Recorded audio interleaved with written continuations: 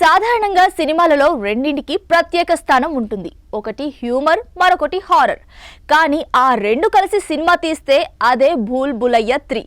ఇది భూల్ భులయ్యా సిరీస్ లో వచ్చిన మూడో సినిమా. నిజానికి మొదటి భాగానికి మిగతా రెండు భాగాలకి కథతో పాటు పాత్రధారుల్లో కూడా తేడా ఉంది. ఫస్ట్ పార్ట్ చంద్రముఖి సినిమా ఆధారంగా తీసింది, కానీ మిగతా రెండు భాగాలు మాత్రం అదే థీమ్తో కాస్త విభిన్నంగా రూపొందించారు.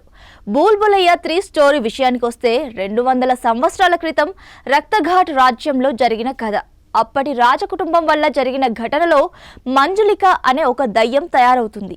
ఈ దయ్యాన్ని అదే రాజ్యంలోని అంతఃపుర గదిలో భద్రంగా భద్రపరుస్తారు ఆ రాజ్యానికి చెందిన రాజగురువు. 2024 సంవత్సరంలో వారసత్వ సంపదగా ఆ అంతఃపురాన్ని ఓ హోటల్గా మార్చాలని రాజకుటుంబం వారసులు ప్రయత్నించగా బందీగా ఉన్న మంజులిక దయ్యం బయటపడి వారిని చాలా ఇబ్బంది పెడుతుంది.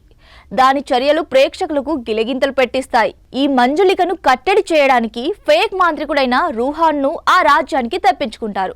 రూహాన్ రక్తఘాట్కు వచ్చినప్పటి నుండి కథ అనేక మలుపులు తిరుగుతూ ఊహించని క్లైమాక్స్ ట్విస్ట్తో ముగుస్తుంది. ఈ సినిమాలో ముఖ్యంగా ముగ్గురి గురించి చెప్పుకోవాలి.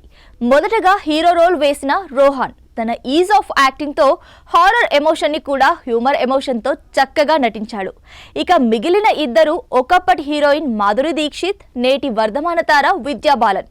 వీరు తమ నటనతోనే కాదు, అద్భుతమైన డాన్స్తో కూడా సినిమాని ప్రేక్షకులకు మరింత దగ్గర చేశారు.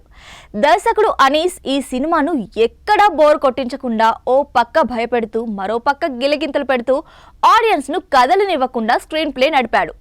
నెట్ఫ్లిక్స్ వేదికగా స్ట్రీమ్ అవుతున్న ఈ భూల్ భులయ్యా 3 వీకెండ్ వాచబుల్ మూవీ.